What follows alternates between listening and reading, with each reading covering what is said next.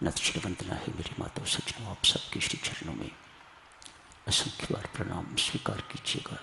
बहुबार मेरी चरण वंदना आप सबके श्री चरणों पर मस्तक रख के पिछले रविवार व्यास पूर्णिमा थी। जिन साधकों को मैं निजी तौर से बधाई नहीं दे सका, आज देता हूँ। मेरी बधाई भी स्वीकार कीजिएगा।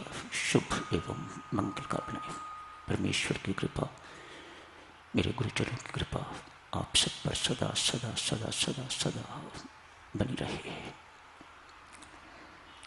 कुछ सप्ताह से चर्चा चल रही है, भानु बड़ा हो गया है। याद है ना आपको ये कहानी भानु की? भानु बड़ा हो गया है, विवाह हो गया है, घर आ गया है। जिस 10 वर्ष के बालिश को निष्कासित किया गया था, घर से निकाला गया था, वापस आ गया है। इसके साथ ही याद भी वापस आ गई होगी। आपको याद आ गया होगा क्या कहानी है ये। माता पिता ने घर लौटते ही पुत्र का विवाह कर दिया है, स्वयं मर गए हैं। घर की आर्थिक स्थिति अच्छी नहीं, इसलिए गांव वालों ने कुछ पैसे इकट्ठे करके तो भानु से कहा, भानु कपड़े का काम शुरू कर लो, अन्यथा गुजारा कैसे चलेगा। पत्नी भी है घर में। ठीक है, उन सबसे पैसे लेता है इस शर्त पर, जब मेरे पास होंगे तो मैं सब लौटा दूंगा। मैं कारोबार तो करूंगा लेकिन झूठ नहीं बोलूंगा, बेईमानी नहीं करूंगा, हेराफेरी नहीं करूंगा। कपड़े का व्यापार छोटा से शुरू कर दिया, इतने का कपड़ा खरीदा है, इतना लाभ लूंगा, इतने का बेचूंगा। आपकी मर्जी हो खरीदिएगा, आपकी मर्जी हो ना खरीदिएगा। ग्राहक चले जाते, दूसरे व्यापारी समझाते, भानु ऐसे काम नहीं चलेगा, व्यापार है, इसका तरीका सीखने की जरूरत है। पहले ग्राहक को दुगना भाव बता, फिर थोड़ा थोड़ा कम कर और अच्छे लाभ पर फिर बेच। भानु कहता है ठगी नहीं करूंगा। यहां साधकजनों सबके लिए भानु कहता है, ठगी से व्यक्ति धनवान तो हो जाएगा, लेकिन 84 लाख योनियों में भी जाना पड़ेगा। आपको याद है ना, ये एकनाथ जी महाराज के प्रिय पितामह हैं, परदादा हैं। कितनी सुंदर सुंदर बातें हमें समझाएंगे। सुंदर सुंदर बातों के सुसंस्कार अपने प्रपोत्र पर भी डाले थे, जो कालांतर में एकनाथ जी महाराज महाराष्ट्र के प्रसिद्ध संत बने थे। ठगी करने से व्यक्ति धनवान तो हो सकता है, बहुत पैसे वाला तो हो सकता है, उसकी संगमरमर की कोठियां तो बन सकती हैं इस लोक में, लेकिन उसे 84 लाख योनियों में भी जाना पड़ेगा, इसमें कोई शक नहीं। मैं ठगी नहीं करूंगा। कुछ देर के बाद लोगों को पता लगने लग गया, सस्ते दाम की दुकान, उचित दाम की दुकान, भीड़ लगनी शुरू हो गई। भानुदास बहुत बड़ा व्यापारी बन गया है। कल की बदनामी आज वाफा होने लग गई है। कहा करता, लोग झूठ बोल के बेईमानी करके बदनाम होते हैं, मैं सत्य बोल के बदनाम हो रहा था।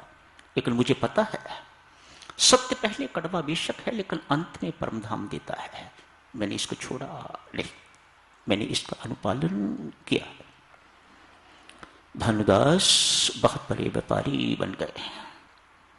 आज मैसूर, कल सूरत, परसों मुंबई। उन दिनों की बात है जिन दिनों यातायात के साधन पर्याप्त नहीं होते थे, घोड़ों पर सामान लाया जाता था। छोटे व्यापारी इस सभी के सभी भानुदास के ईर्ष्यालु हो गए हैं। होता ही है, भानुदास के साथ भी ऐसा ही हुआ।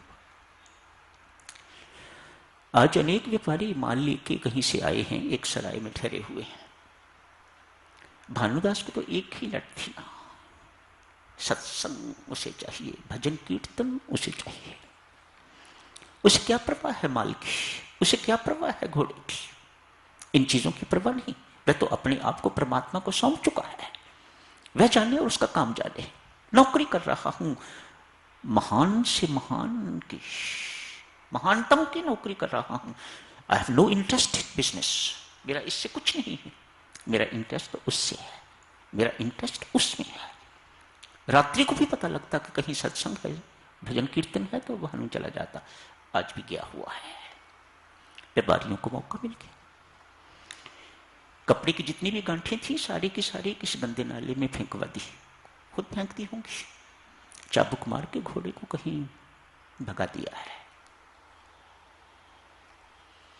बुरा कर्म किया, बुरे कर्म का फल अच्छा तो नहीं हो सकता। बाकी जो व्यापारी थे, भानुदास तो गया हुआ था, वह तो अपने मस्त भजन कीर्तन, कहीं नाच गा रहा होगा, मस्ती में झूम रहा है। उसे क्या चिंता है पीछे की, बैठा है ना चिंता करने वाला, ये भानुदास का विश्वास है।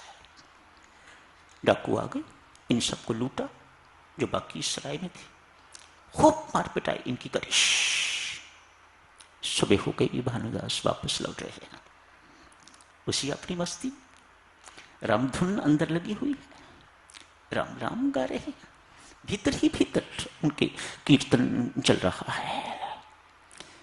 एक व्यक्ति घोड़े के साथ मिले। भानुदास जी, ये घोड़ा आपका है? हाँ हाँ।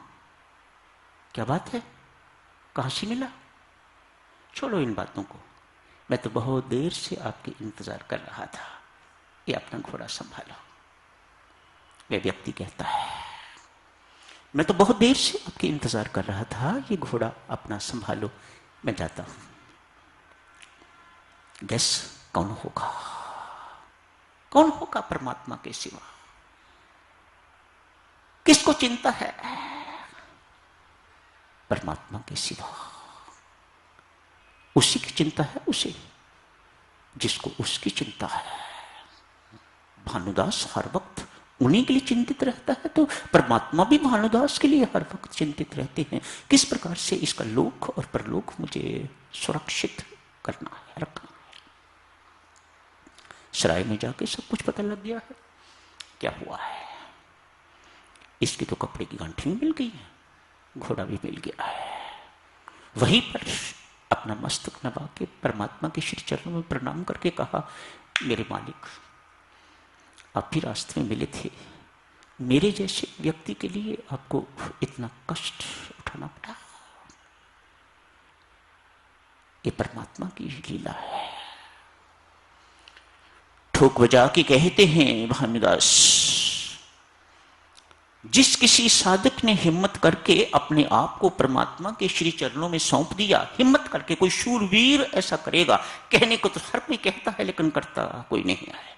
जिस किसी ने हिम्मत करके अपने आप को परमात्मा के श्री चरणों में सौंप दिया, उसका लोक परलोक, सारे के सब की समग्र लोक परलोक सब कुछ की चिंता मेरे राम को होती है।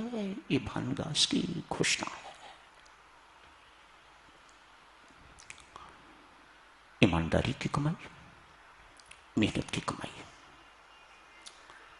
खूब फूलो फलो इससे, इसी की कीमत है, इसी कमाई में बरकत है।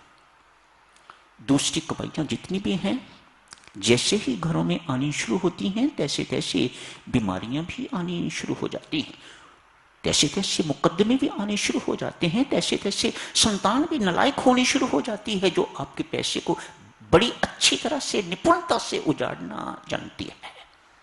घर घर की कहानी है, तनिक पीछे मुड़ के अपना पीछा देखिएगा, सत्य है, हर घर में ऐसा होता है।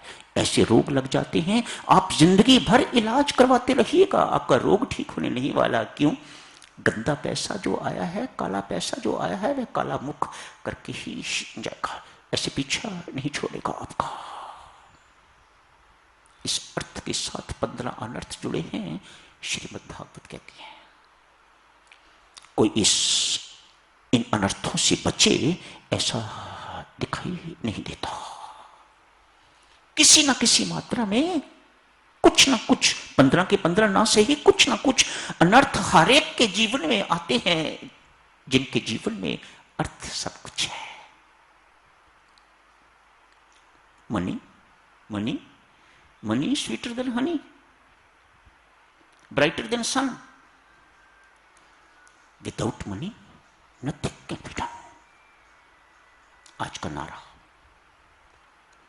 जब से साधक जनों इस पैसे ने हमें अपने पीछे लगाया है, तब से परमात्मा ने आप सबसे अपना पीछा छुड़ा लिया है। सत्य मानिएगा इस बात को, इसमें तनिक भी गलती नहीं है।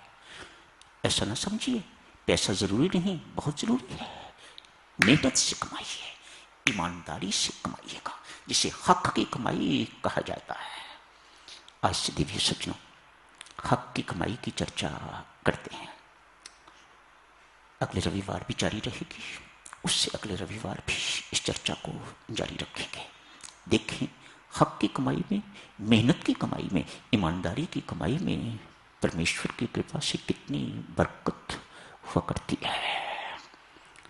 बड़ी पीड़ा है हक की कमाई की, बड़ी पीड़ा है मेहनत की कमाई की। फजूल की कमाई का तो पता ही नहीं चलता। बच्चे लोग माँ बाप की कमाई क्या जाने किस पीड़ा से, किस प्रकार से उन्होंने कमाया है। वे तो एक ही बात जानते हैं, इसे उजाड़ना कैसा है। आज एक सदगृहस्थ है साधक जनों, लोहार, बड़ी मेहनत की कमाई है उसकी। जितनी देर दुकान पर रहता है उतनी देर भट्टी के सामने बैठता है। ये कोई छोटी बात नहीं है। अपने आप में ही लोहार का काम, सुनार का काम बहुत तपस्या का काम है। हर वक्त उनके आगे भट्टी जलती रहती है और वह पास ही बैठे हुए होते हैं, कहीं दूरी पर नहीं बैठे हुए होते। वहीं से लोहा निकालते हैं, उसकी पिटाई करते हैं, इत्यादि इत्यादि जो कुछ भी उन्हें करना होता है। वे दूर जा ही नहीं सकते। ऐसी तपती भट्टी के पास बैठना ही अपने आप में बहुत तपस्या है। एक लोहार सदग्रस्त है, मेहनत की कमाई करता है, ईमानदारी। ऐसे गांव की बात है जहां एक ही लोहार की दुकान होती। कभी कभी ऐसे गांव भी जहां एक ही लोहार की दुकान, सुनार की दुकान कोई नहीं, सुनार की दुकान के लिए कहीं नगर में जाना पड़ता। लेकिन लोहार की दुकान तो हर गांव में लगभग मिल जाया करती। क्यों? लोहार के साथ हर किसान को, हर एक को काम पड़ता है। अतएव जरूरत समझ के तो एक छोटी सी दुकान लोहार जरूर रखता। सभी उसके पास जाते। किसी ने टेढ़ा कील भी ठीक करवाना है तो उसी के पास जाते कि ये टेढ़ा हो गया है कील, इसको ठीक सीधा कर दीजिएगा। ईमानदारी से सदगृहस्थ है। सदगृहस्थ मानो सत्य का पालन करने वाला गृहस्थ, सन्मार्ग पर चलने वाला गृहस्थ है ये लोहार। संयोग की बात है देवी सज्जनों, कमाई का पैसा, पसीने का, खून पसीने का पैसा, हर वक्त पसीना चलता रहता होगा, चलता रहता है लोहार का।